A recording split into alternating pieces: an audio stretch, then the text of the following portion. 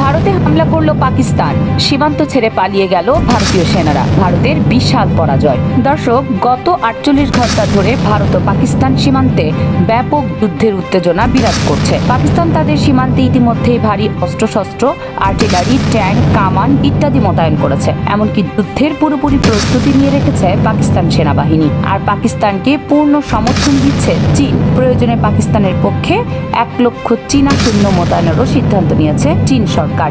এমনকি ভারত পাকিস্তান বর্ডারে গোলাগুলির ঘটনাও ঘটেছে। সামাজিক যোগাযোগ মাধ্যমে ছড়িয়ে পড়েছে নানান তথ্য।